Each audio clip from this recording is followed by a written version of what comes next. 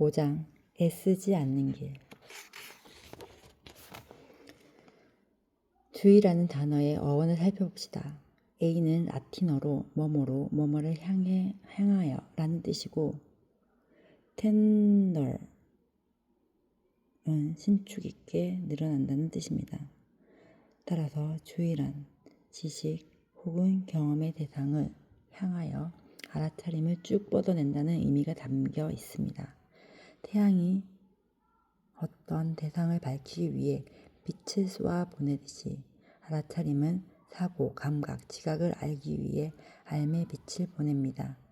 그러나 태양은 빛의 근원에 스스로 자리 잡고 있기에 자기 자신을 비출 수가 없습니다.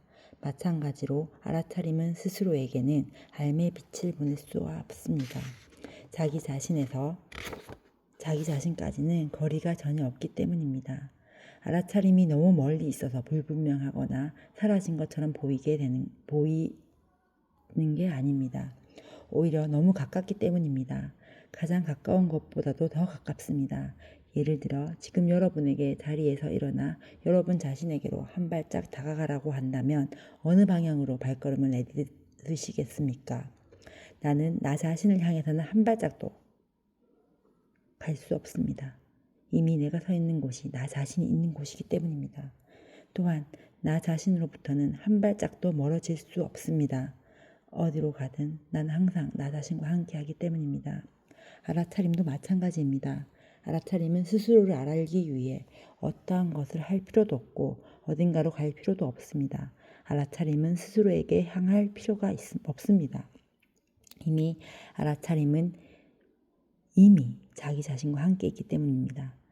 알아차림은 자기 자신과 너무 가깝기 때문에 주체와 대상이라는 관계를 통해서는 자기 자신을 알 수가 없습니다. 어떤 지식이나 경험을 알기 위해서 알매 주체는 알매 여러 대상으로부터 반드시 거리를 두어야 합니다. 주의란 주체와 대상 사이의 거리를 의미합니다. 일반적인 모든 지식과 경험은 주체와 대상이라는 관계를 통해서만 알 수 있습니다. 생각이나 지각의 대상 등 모든 것은 자기 자신이 아닌 별도의 경험의 주체에 의해서 인식됩니다. 오직 알아차림만이 예외입니다. 알아차림은 그 자신에 의해서만 인식될 수 있습니다. 그러므로 알아차림이 자신을 아는 것은 매우 특이한 알미입니다. 그것은 주체와 대상이라는 관계가 필요 없는 유일한 형태의 알미입니다. 그것은 절대적인 알미입니다. 여기서 절대적이라는 것은 외관상 개별적 경험의 주체로 보이는 유한한 마음에 의존하지 않는다는 뜻입니다. 이처럼 절대적인 암, 단 하나의 불이론적인 알무로부터 모든 상대적인 알미나 경험이 파생되어 나옵니다. 마치 자면서 꿈꿀 때 여러 사람들과 다양한 사물들이 나오지만 이것은 모두 꿈꾸는 한 사람의 마음으로부터 왜곡되고 파생되어 나오는 것처럼 말이지요.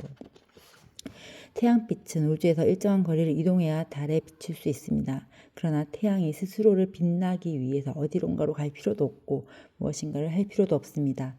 태양의 본성은 환히 빛나는 것입니다. 태양은 그저 태양이기에 스스로 빛납니다.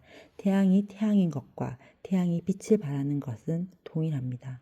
스스로 빛을 발하는 것은 태양이 어떤 행동을 하는 것이 아닙니다. 그저 태양 그 자체로 존재하는 것이지요. 태양은 스스로 빛을 발하는 존재입니다. 마찬가지로 알아차림이 스스로를 알기 위해서 다른 어떤 행위가 필요하지는 않습니다. 알아차림은 그저 스스로 존재함으로써 스스로를 압니다. 알아차림은 마음이나 주의라는 형태를 띨 필요가 없습니다. 알아차림은 자기 자신에 의해서, 자기 자신 안에서, 자기 자신을 통해서 홀로 존재함으로써 스스로를 압니다. 그래서 발리아니는 나는 나의 신을 통해서 나의 신을 안다 라고 말했습니다. 알아차림은 우리의 근본적인 경험입니다. 알아차리고 있음이 알아차림의 근본적인 경험입니다. 알아차림이 대상적 경험을 알기 전에 알아차림은 스스로를 압니다.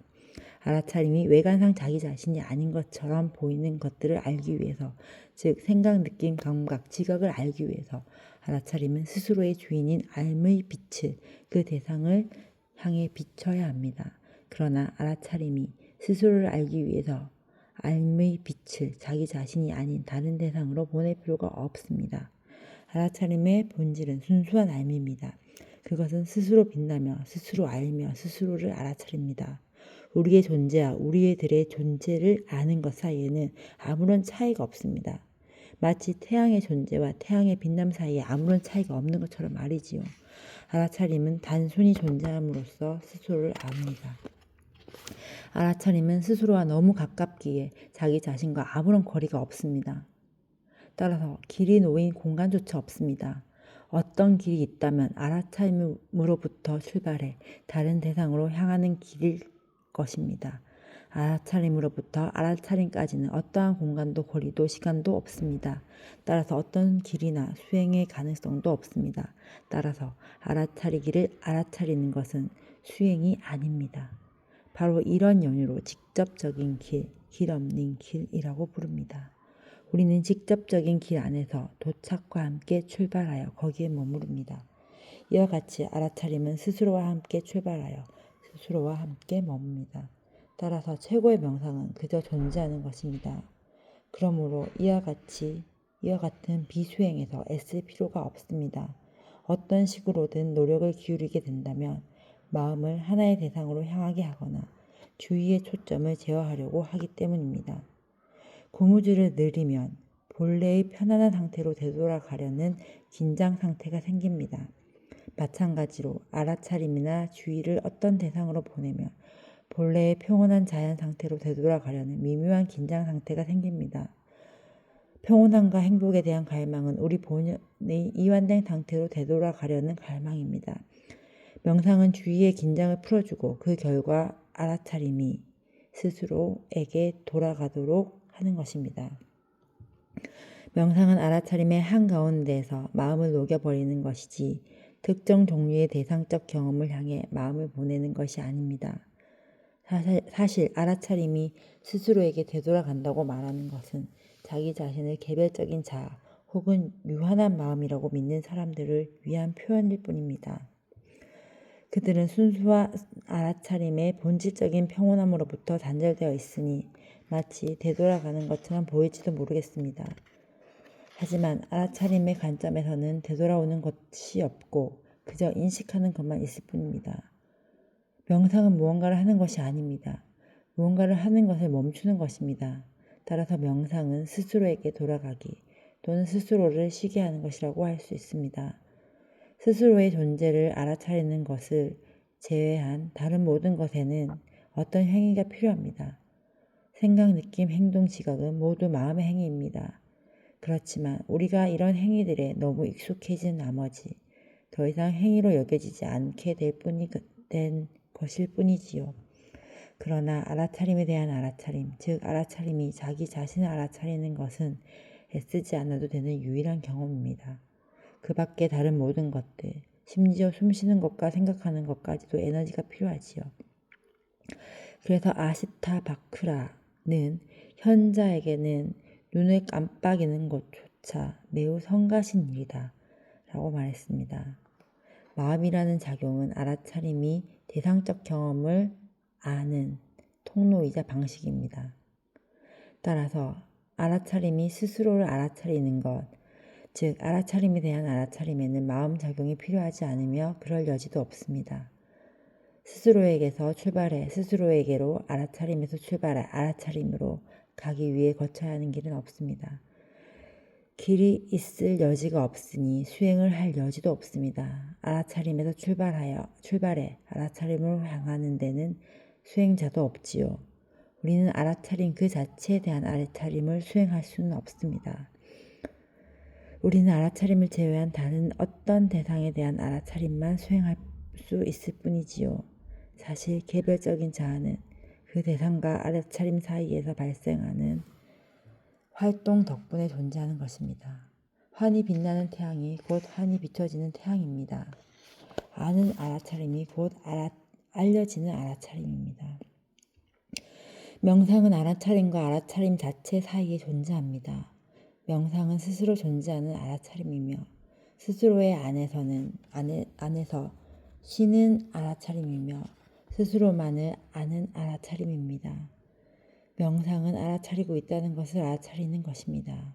그래서 요한계시록 23장 13절에도 나는 알파와 오메가요 처음과 마지막이요 시작과 마침이라 라고 쓰여 있는 것입니다.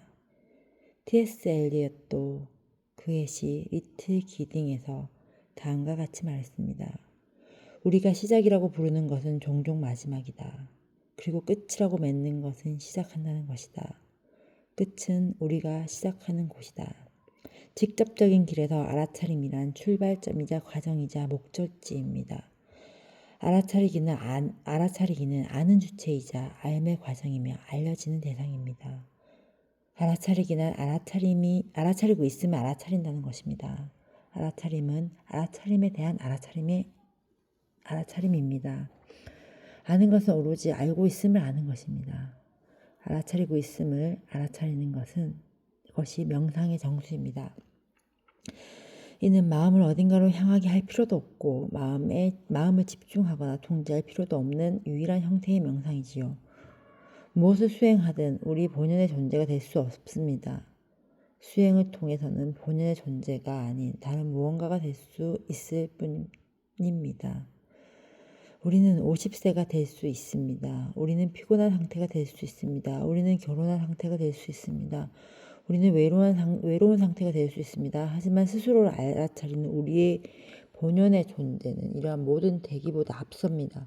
모든 대기의 과정 속에서 우리에게 퍼지지 않지만 과정 속에서 눈에 띄지는 않지만 늘 현존하고 있습니다. 그러나 우리가 개별적인 자아 혹은 유한한 마음이 되고 나면 순수한 알아차림으로서의 우리의 본성은 사라지고 가려지고 잃어버린 것처럼 보이게 됩니다. 그러므로 개별적인 자아의 관점에서 보자면, 즉 일시적이고도 제한한 알아차림의 관점에서 보자면 우리는 본 모습을 되찾기 위해 반드시 어떤 수행을 해야만 하는 것처럼 보입니다. 말하자면 우리 본연의 평온함과 행복에 도달하기 위해서 반드시 따라야 하는 어떤 길이 있는 것처럼 보이는 것이지요. 자아를 일시적이고도 유한한 실체라고 워낙 많은 사람들이 확고히 믿고 있으니 이를 감안하여 어쩔 수 없이 대부분이 불이론적 가르침은 자기 탐색 또는 자기 굴복의 형태로서 명상을 수행하라고 권유하게 되었지요. 이러한 방식의 불이론에 대한 현대적인 설명은 종종 오해를 불러일으킵니다. 괴로움의 경험을 수용하면서도 외관상 깨달음의 관점을 유지하기 위해서 이러한 가르침은 모든 괴로움은 알아차림 안에서 나타나지만 사실상 괴로움을 겪고 있는 사람은 존재하지 않기에 아무것도 할 수 없다라고 말하고 있는 것이지요. 앞서 외관상 개별적인 자아의 주의를 괴로움으로부터 다른 곳으로 돌리기 위해 대상, 물질, 활동, 마음 상태, 관계를 이용하는 방식을 말씀드렸지요. 여기서의 불이론적 가르침도 같은 방식으로 사용되고 있는 셈입니다. 다시 말해서 개별적인 자아가 불이론적 가르침을 슬쩍 가져와서 환상에 불과한 자신의 존재를 연구하는 데 사용되고 있는 것이지요. 만약 우리가 괴로움을 겪고 있다면 스스로에게 솔직해지고 도대체 괴로움을 겪고 있는 자는 누구인지 탐색하는 편이 낫습니다. 결국 우리가 괴로움을 겪고 있다면 무언가를 찾고 있는 것입니다. 스스로 개별적 자아라고 믿는 사람은 아무것도 하지 않는다는 선택을 할 수 없습니다. 스스로를 개별적인 자아라고 믿는 이에게는 두 가지 가능성만이 있습니다. 첫 번째는 대상, 물질, 활동, 마음 상태, 인간관계 속의 일시적인 위안을 찾는 것입니다. 두 번째는 스스로를 탐색하거나 스스로를 탐구하며 자기 안에서 괴로움의 근원을 찾는 것입니다. 이는 자연스럽게 자기 준수 혹은 자기 굴복으로 이어지게 됩니다. 따라서 대부분의 사람에게 명상이나 자기 탐구 혹은 관상 기도가 적어도 처음에는 개별적인 자아가 하는 수행으로 보이겠지요. 그러다가 점차 이해가 성숙해지고 수행이 깊어짐에 따라 자기 탐구는 자기 준수가 되고 자기 휴식이 되며 나아가 자기 굴복이 됩니다. 따라서 대부분의 사람들은 오직 점진적으로만 깨닫게 될 것입니다. 명상은 우리의 행동이 아니라 우리의 존재라는 것, 그리고 개별적인 자아나 유한한 마음은 우리의 행동일 뿐 우리 존재 그 자체가 아니라는 것을 말이지요. 이를 깨닫기 전까지는 명상을 하려면 애를 써야만 하는 것처럼 보입니다. 그리고 그렇게 느껴지는 한 우리는 명상을 하기 위해 애를 쓰게 마련입니다. 우리는 겉보기에 어떤 다른 존재가 되기 위해서만 애를 쓸 수 있을 뿐입니다. 스스로 존재하거나 스스로를 알기 위해서는 애를 쓸 수 없다는 점이 언젠가 분명해질 것입니다. 그러한 때가 되면 우리는 명상을 위해 더 이상 애를 쓰지 않게 됩니다. 주먹을 쥐려면 처음엔 애를 써야 하겠지요. 하지만 주먹을 쥔 상태로 어느 시간 있다 보면 어느 정도 시간이 지나면 그게 자연스럽게 느껴지기 시작합니다. 결국 주먹을 쥔 상태를 계속 유지하기 위해 필요한 노력을 알아차리지 못하게 되지요.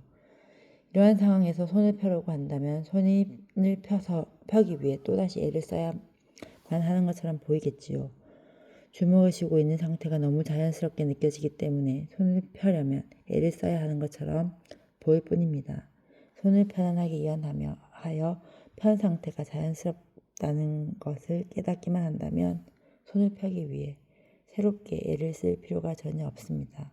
지금까지 주먹을 쥐고 있느라 계속 애를 쓰고 있던 것이지 손을 펴기 위해서 새롭게 애를 써야 하는 것은 아닙니다.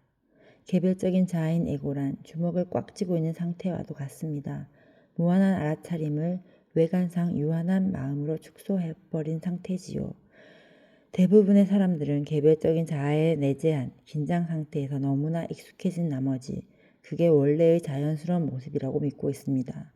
이러한 관점에서는 알아차림 안에서 알아차림으로서 쉬기 위해서 오히려 애를 써야만 하는 것처럼 보입니다. 그러나 순수한 알아차림이라는 우리의 진정한 본질이 드러난다면 알아차림으로 돌아가거나 알아차림에 머물기 위해서 어떠한 애를 쓸 필요도 없다는 것을 깨닫게 됩니다.